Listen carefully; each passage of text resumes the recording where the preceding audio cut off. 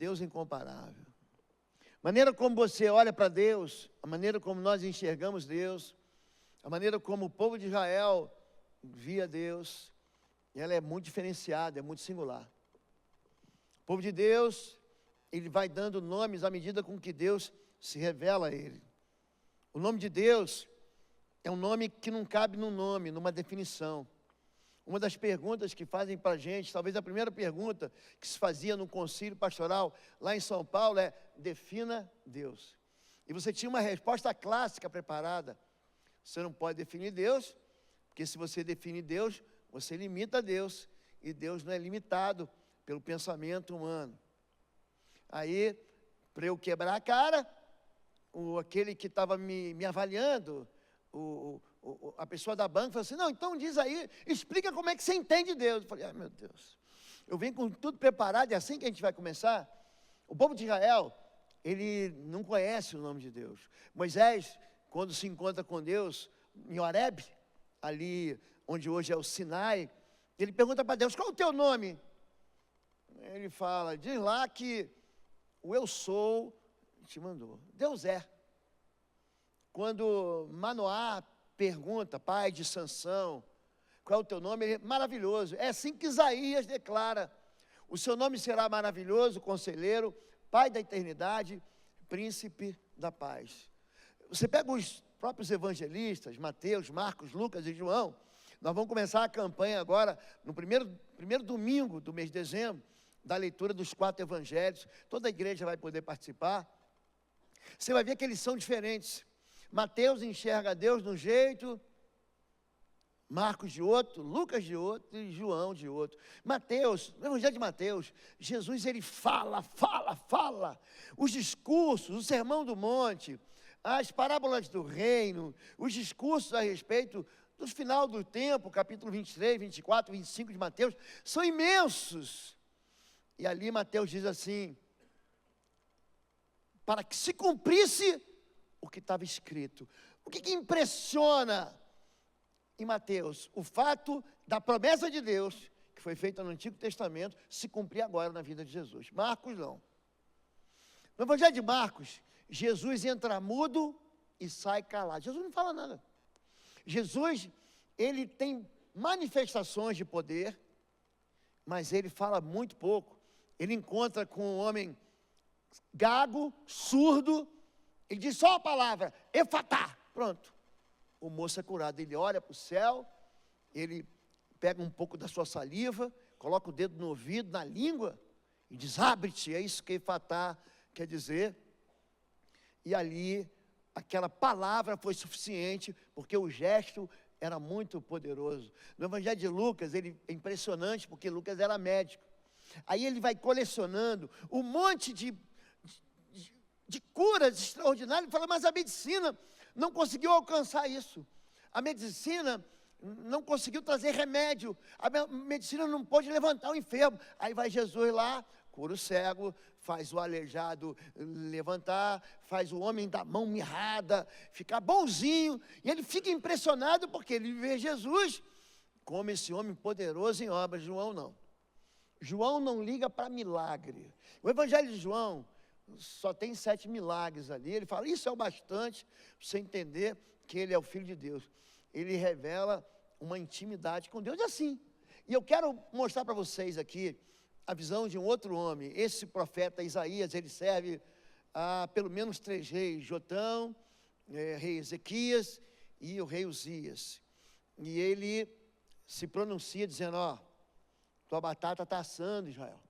Vocês estão se distanciando de Deus, vocês estão ignorando Deus, e o poder de Deus vai cair sobre essa cidade. Jesus, ele avisa: Jerusalém, Jerusalém, você mata os profetas, você apedreja os que te são enviados, a tua casa vai ficar deserta. Quando você fala de poder de Deus, o Evangelho, Paulo diz, Romanos 1,16, eu não me envergonho do Evangelho, porque ele é o poder de Deus para a salvação daquele que crê. Primeiro do grego, primeiro do judeu e também o do grego. Jesus diz que não conhecer o poder de Deus é pecado. Vós pecais por não conheceres as Escrituras, nem o poder de Deus. É dentro desse contexto que Deus me deu uma palavra assim que eu estou explodindo para trazer e para derramar sobre você. A voz profética tem esse nome. O profeta no Antigo Testamento é o Nabi, é aquele que jorra, é aquele que entrega, aquele que diz: olha, sim, diz o Senhor. E é isso, e é desse jeito que eu oro para que você receba essa palavra. Diz assim, Isaías capítulo 40, a partir do verso 12: quem mediu as águas na concha da mão, ou com o palmo definiu os limites dos céus? Quem jamais calculou o peso da terra, ou pesou os montes na balança e as colinas nos seus pratos? Quem definiu limites para o Espírito do Senhor, ou o instruiu como seu conselheiro? A quem o Senhor consultou para que pudesse esclarecê-lo e lhe ensinasse a julgar com justiça?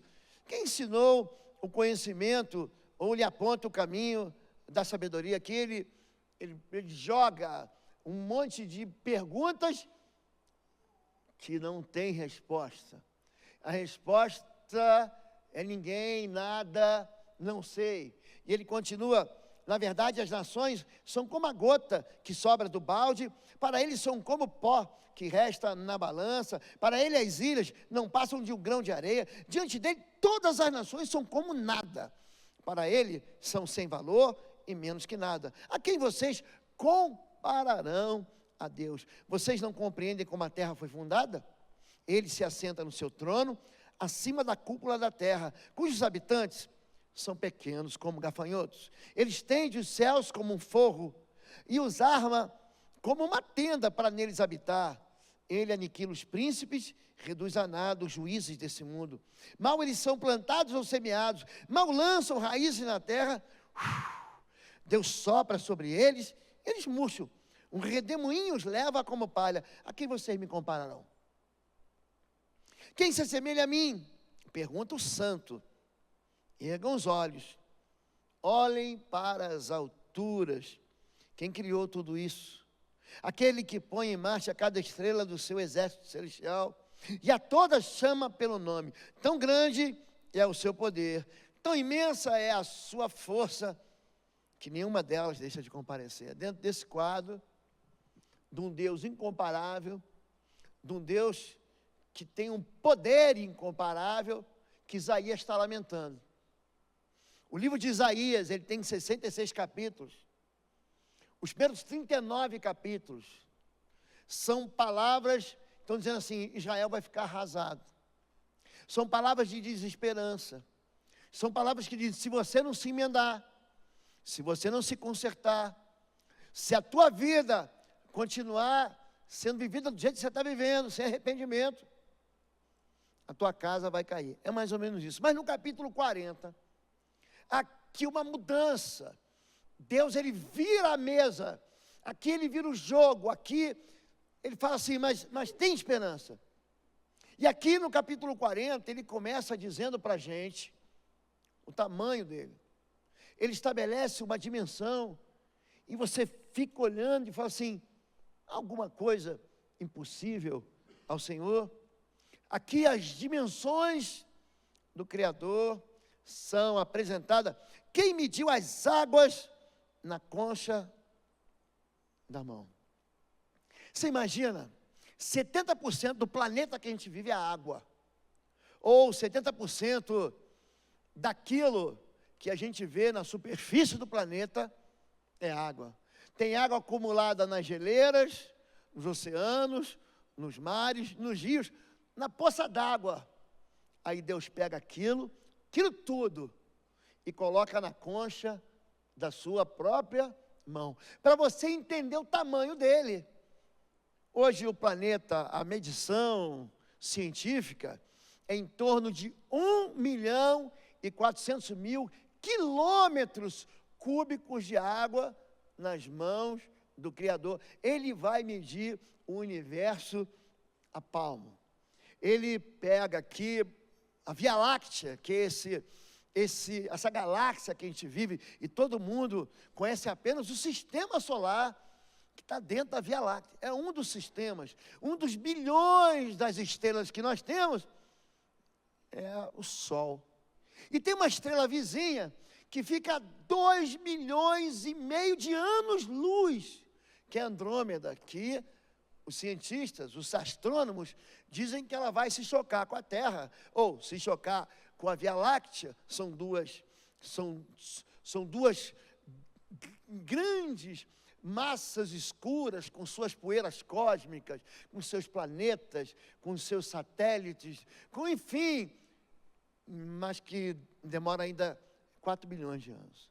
Ele está vendo encontros de mim, a galáxia vizinha, Andrômeda, está vindo em encontro de nós, mas é um espaço tão grande que vai demorar 4 bilhões de anos para que Andrômeda se choque com a Via Láctea. E aí Deus diz, é tão pequenininho esse universo que eu meço a palmas, então assim, entre a Via Láctea e Andrômeda, Deus mede assim com 2 dedinhos. Qual o tamanho? Esses dias eu tive que comprar um móvel para colocar dentro de um outro móvel.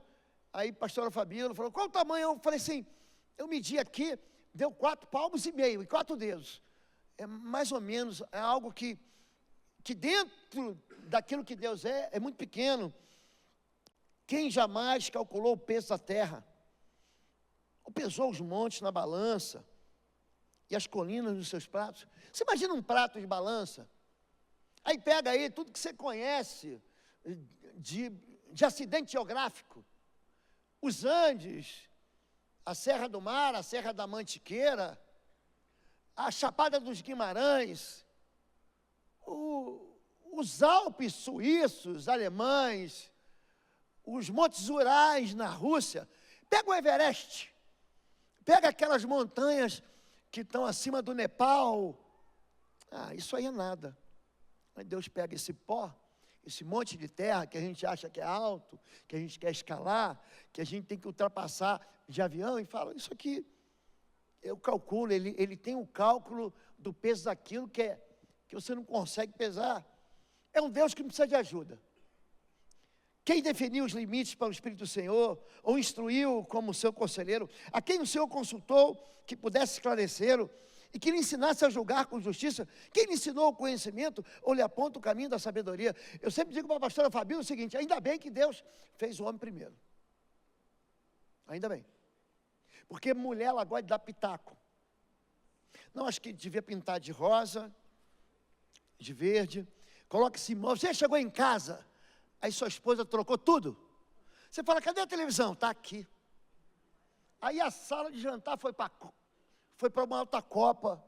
Ele tirou os móveis de um canto, jogou para o outro. Já aconteceu isso? Não, fui dar uma... Mulher, imagina a mulher antes, dando conselho para Deus. Não, deixa eu te ajudar, Deus.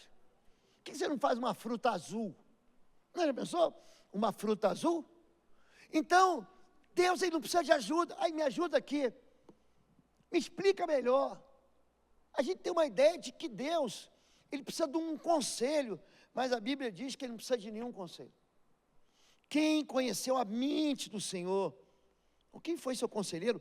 Quem primeiro lhe deu para que ele o recompense? Pois dele, por ele e para ele são todas as coisas. Nós cantamos isso, que também é cantado em Colossenses, aquela poesia que Paulo escreve para a igreja de Colossos, está aqui. A mente do Senhor. Os discípulos boiaram o tempo inteiro. Os discípulos ficavam perguntando assim, quem é esse que dá ordem aos ventos e eles obedecem? Os discípulos se encontram com Jesus ressurreto no caminho de Emaús. E eles estão muito tristes porque Jesus morreu.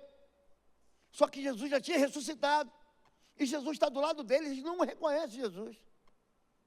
Aí Jesus começa a explicar para eles que na mente do Senhor já havia sido previsto que o Cristo morreria e ressuscitaria ao terceiro dia. Às vezes as coisas acontecem com a gente, você fala, será que Deus não está vendo o que está acontecendo? Será que eu preciso explicar a Deus? Olha o que está acontecendo com a minha vida. Olha o que está acontecendo dentro da minha casa, dentro do meu coração, dentro do meu trabalho. Deus, ele não precisa de conselho. Isaías diz que Deus é enorme.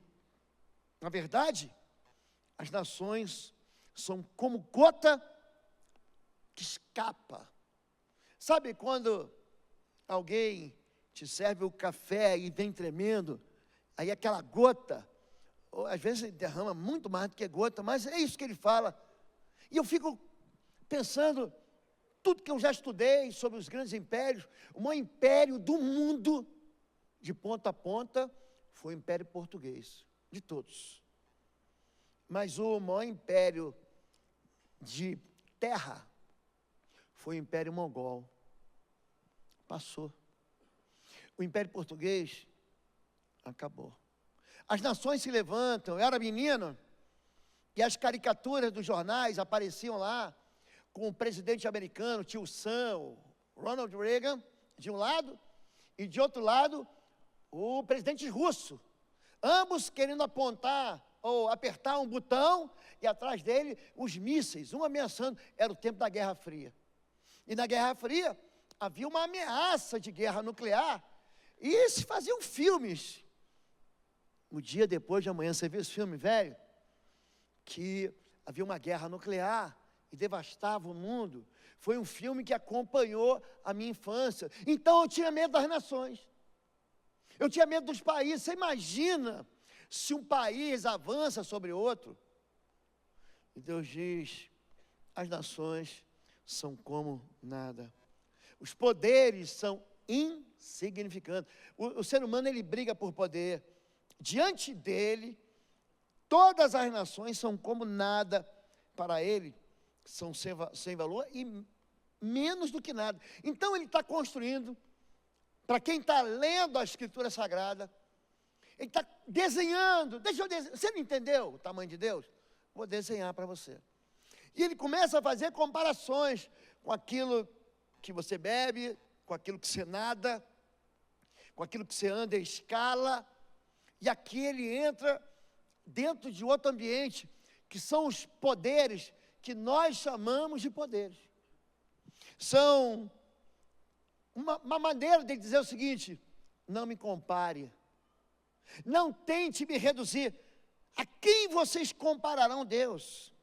Como poderão representá-lo? Com uma imagem que funde o artesão, e que o ourives cobre de ouro, e lhe modela a corrente de prata? Ou com um ídolo do pobre, que pode apenas escolher um bom pedaço de madeira e procurar um marceneiro para fazer uma imagem que não caia? Qual é a forma de Deus? O que representa Deus? Como é que você pode desenhar Deus? Deus aparece para Moisés num galho. A sarça é uma planta muito seca, e dentro daquela planta sai uma fogueira. Esse mesmo simbolismo acontece no Pentecostes. São vistas como línguas de fogo. João Batista diz: eu vos batizo com água, mas vem outro depois de mim que vai batizar vocês com fogo. Essa é a presença de Deus. Quando Deus é simbolizado, por exemplo, no batismo de Jesus, ele vem em forma de pomba. Eu fico fazendo uma relação com a pomba, que Noé solta, quando termina o dilúvio, ela volta com o ramo da oliveira, trazendo esperança. Não há como você representar Deus. O segundo mandamento é: não farás para ti nem um ídolo, nenhuma imagem de algo semelhante no céu, na terra, ou nas águas debaixo da terra. Não te encurvarás a elas, não as servirás, porque eu sou o Senhor, sou Deus zeloso. Se você tentar definir Deus, você vai diminuir Deus. Se você tentar colocar Deus numa foto ou numa figura, é uma representação mentirosa. O ídolo nada mais é do que você atribuir poder a algo que não tem poder. Chama-se animismo. O poder está na pirâmide. O poder está na figuinha. Bota uma figuinha nele, porque nasceu agora, está desprotegido, para quebrar o mal olhado. Tua avó fez isso? O nome disso é animismo. É quando você atribui para aquilo que não tem fôlego, não tem ânimo, um poder de vida que só Deus tem.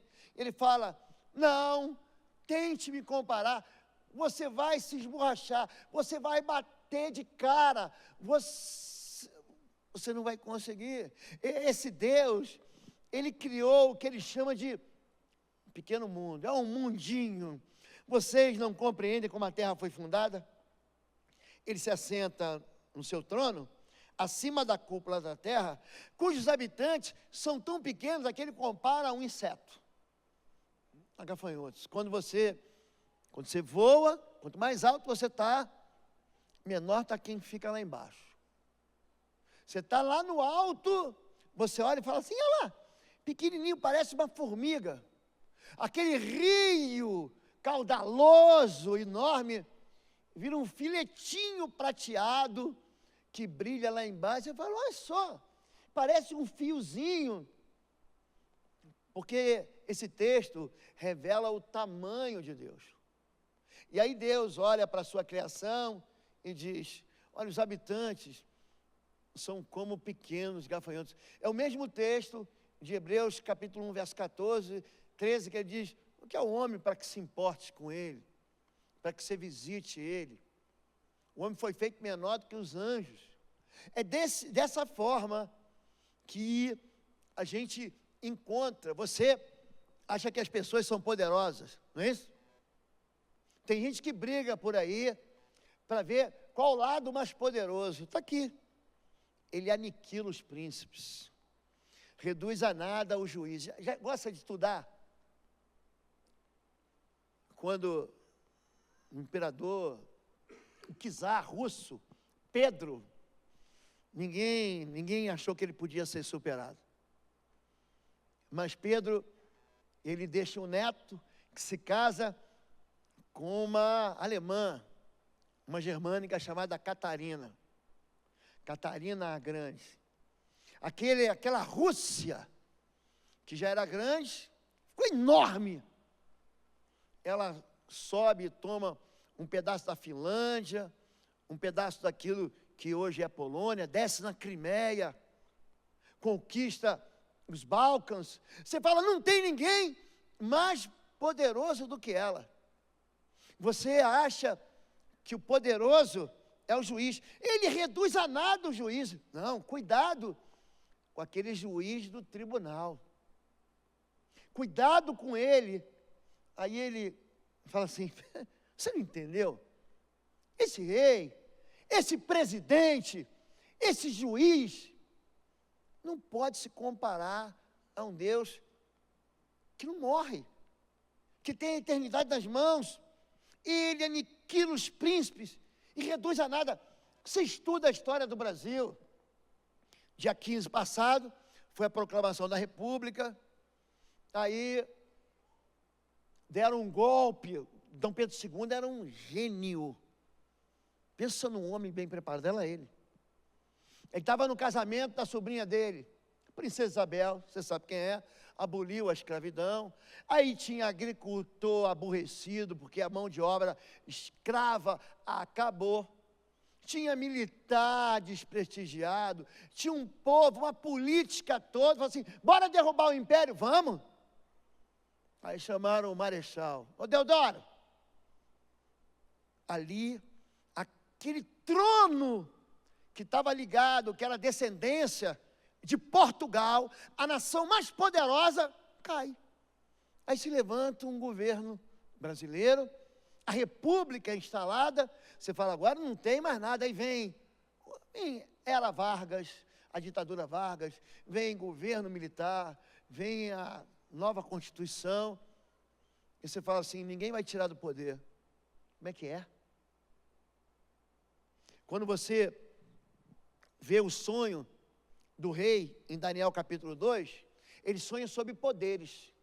Eu vi uma estátua no meu sonho, cabeça de ouro, peito de prata, cintura de bronze, pernas de ferro, e os pés eram uma mistura de ferro e barro. Ó, esse primeiro reino é a Babilônia, o segundo reino são os medos e os persas, o terceiro reino são os gregos, o quarto reino é Roma, e depois eles vão se misturar, e depois vem uma pedra, que joga os reinos, ele abala os reinos, ele destrói os governos, os príncipes, reduz a nada os juízes desse mundo.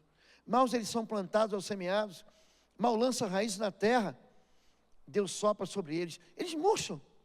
Um redemoinho os leva como palha.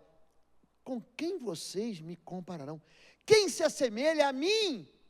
Como você vai poder comparar alguém a um Deus imenso? Olha para as alturas, olha para os céus, é isso que ele fala para Abraão. Eu tenho uma promessa para você. Tenta contar. A gente é tão miudinho, tão pequenininho, o ser humano é tão mesquinho. Ele fala, larga isso aí que eu tenho algo melhor. Larga a tua parentela. Larga, eu sei que você está confortável na casa do teu pai. Eu sei que você está confortável na tua vida. Eu tenho algo que eu vou te dar que nem vai te dar. Ninguém. Vai para a praia. Pega lá uma pá de areia e tenta contar os grãos. Assim vai ser a tua descendência.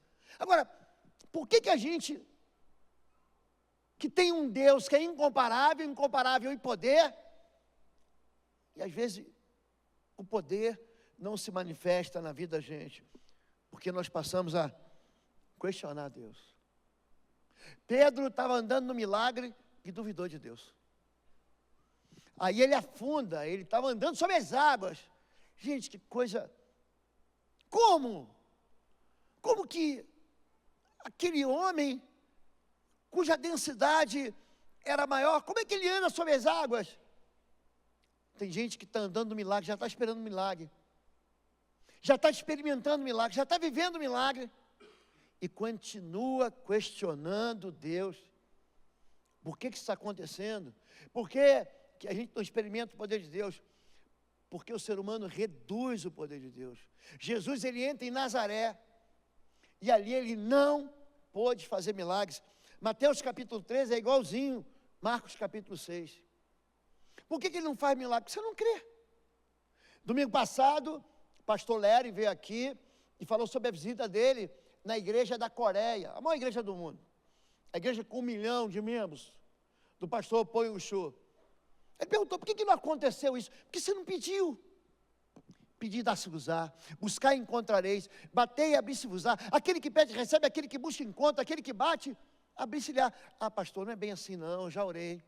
Inclusive eu vim no culto aqui de quarta-feira, eu busquei a Deus num jejum, eu pedi a Deus e não aconteceu.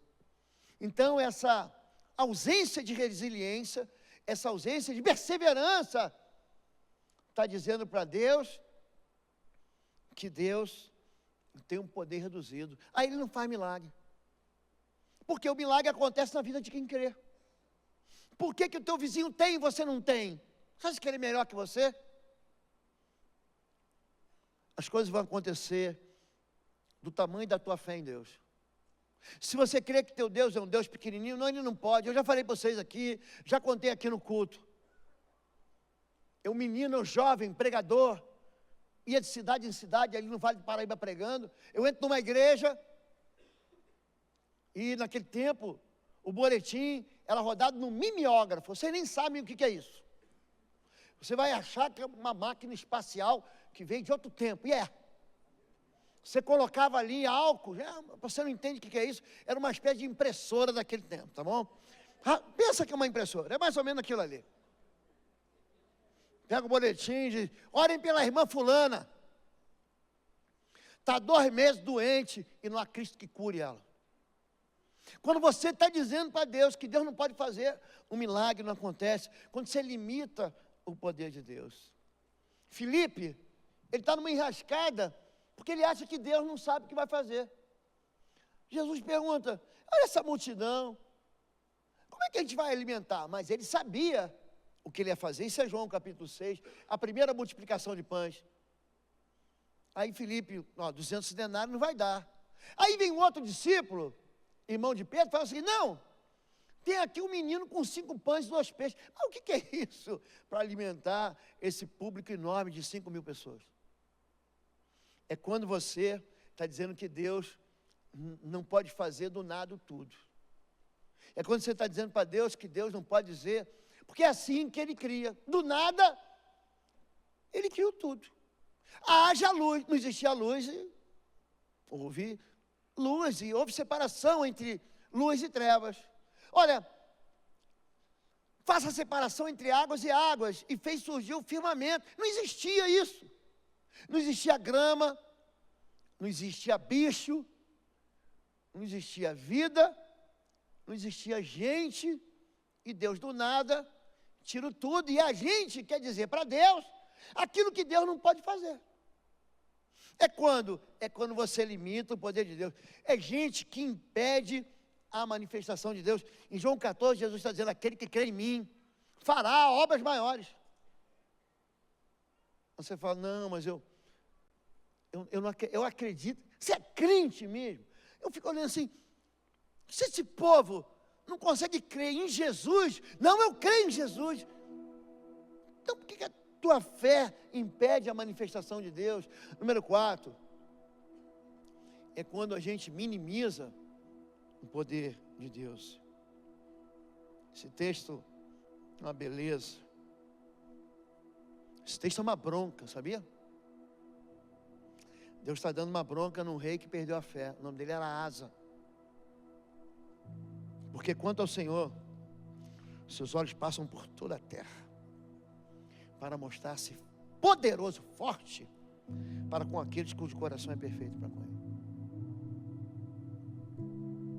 A gente está olhando aqui, sob a perspectiva de um profeta, que está olhando para uma cidade arrasada. Você não está entendendo. Eu vou explicar melhor. Isaías 40, ele está em cima das muralhas de Jerusalém. Ele olha para um lado, ele já vê a cidade faminta, e ele olha para o outro lado, está achando que está ruim? Ele está vendo o exército babilônico invadir. O povo recebeu 39 capítulos de ameaça e não se emendou. Aí ele falou, mas espera aí, há esperança. E ele começa a contar para o povo o tamanho de Deus. Para quê? Para gerar fé no coração. Esses problemas não são nada. Não duvide do poder de Deus. Jeremias 32, eis que eu sou o Senhor, o Deus de toda a carne. Acaso haveria alguma coisa demasiadamente difícil para mim? O que é difícil para Deus? De verdade. Você acha que é difícil Deus desentupir tua veia, tua artéria? Você acha que Deus não consegue botar o teu osso no lugar? Gente, você nunca leu sobre o vale dos ossos secos? A restauração e o levante do exército de ossos sequíssimos? Você acha que Deus não restaura a vida financeira, não restaura o casamento, relacionamento com gente que quer morrer, relacionamento com gente que desistiu um do outro?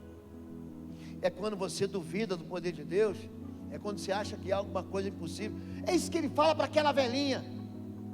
Tem alguém aqui com 90 anos? Tem alguém com 90 anos? Todos são jovens então. Ele vai falar para Sara, ano que vem eu volto aqui, você vai estar com o bebê no colo. Ela deu uma risada. Está de brincadeira. E Deus fala para ela, há alguma coisa impossível, Senhor? O que é mais fácil para Deus, gente? Fazer uma velhinha de 90 anos gerar um filho? Ou fazer a Virgem de Nazaré gerar um filho, sem a possibilidade de encontro com o homem?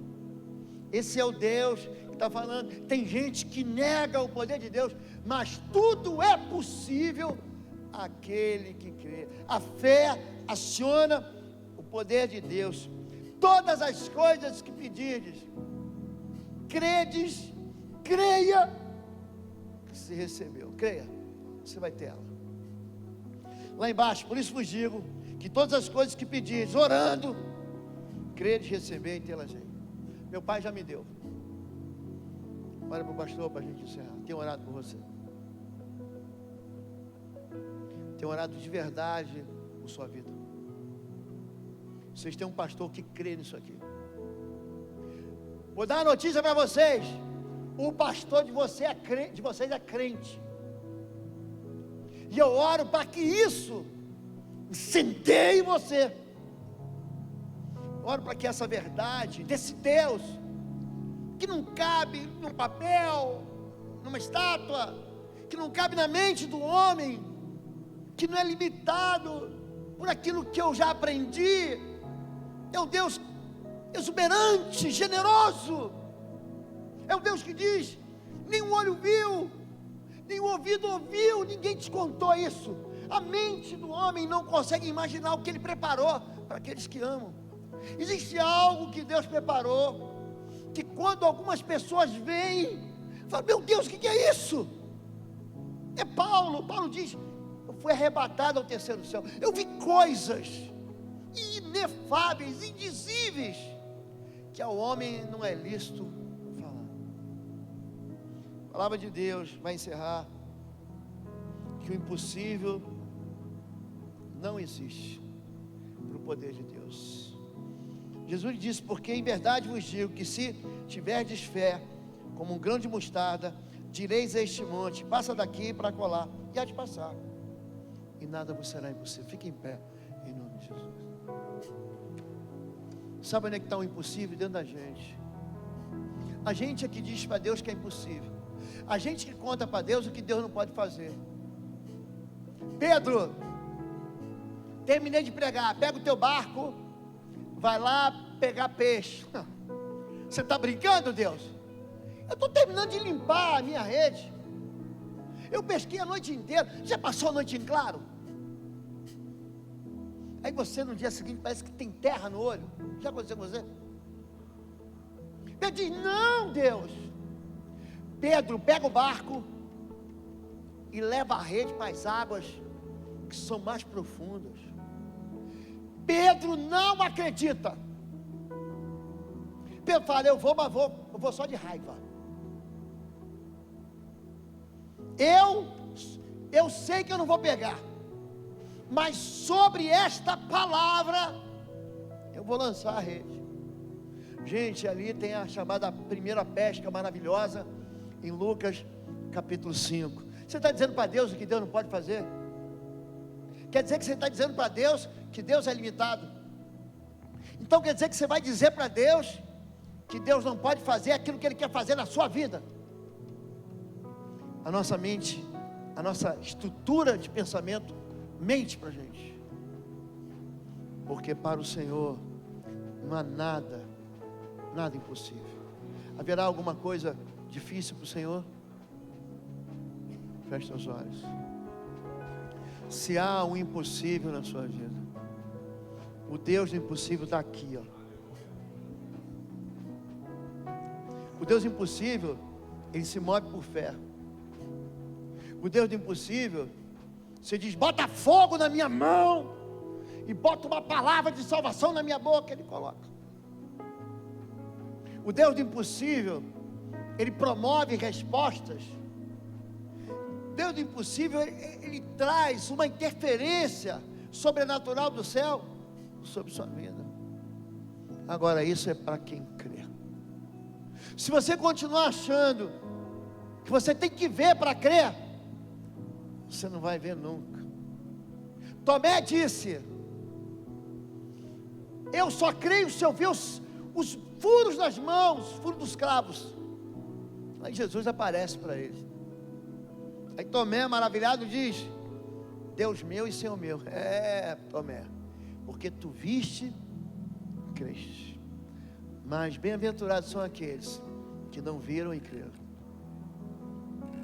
Se você crê que um dia você vai dizer: eu e minha casa serviremos ao Senhor, vai ser assim. Ore pedindo, crendo que você vai ter. O que você quer para amanhã? O que você quer para a semana que vem? O que você quer para o ano que vem? O que você quer para os próximos 10 anos? Eu estava falando com o pastor Erickson sobre os próximos 10 anos aqui de Bom Retiro. Mas é algo que eu não estou fazendo na minha força. É algo que eu estou combinando com Deus, porque tudo é possível aquele que crê. Minha fé leva a enxergar seus filhos, sua parentela, adorando a Deus aqui com você. A minha fé leva a crer que aquilo que está quebrado na sua vida é restaurado. A minha fé leva a crer que qualquer enfermidade que possuiu a sua vida, que atingiu você, é expulso em nome de Jesus. A minha fé leva a crer que o impossível é possível. Você crê nisso? Quem crê nisso? Você crê nisso? Deus abençoe. Nós vamos cantar. Eu vou convidar todos vocês que ouviram sobre o tamanho de Deus, sobre o tamanho do poder de Deus, e crê que Deus ouve. Sai do seu lugar e vem aqui que a gente vai orar junto. Pergunta para quem tem do seu lado assim: vamos lá comigo na frente? Eu preciso do milagre. Fala para ele. Fala para quem. Você quer ir lá na frente? Então traz ele aqui, dá a mão para ele, dá o braço para ele. Vem aqui que nós vamos orar juntos. Podemos cantar?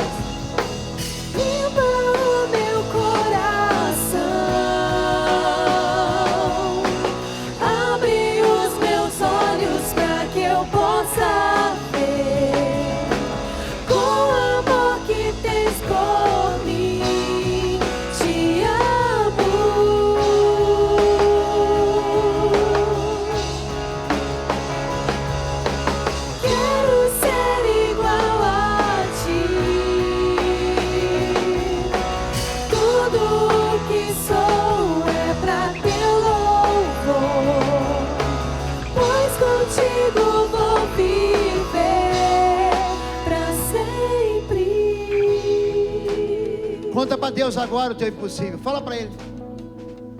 Fala para Deus. Não se acanhe, não se intimide. Deus é aquele que se assenta sobre a cúpula da terra. Conta para Deus o que te incomoda, o que dói em você. Fala para Deus a verdade. Conta para Deus aonde tua fé alcança. Segura esse grão de mostarda.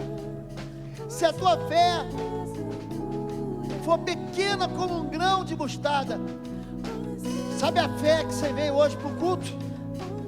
É essa fé. É só isso.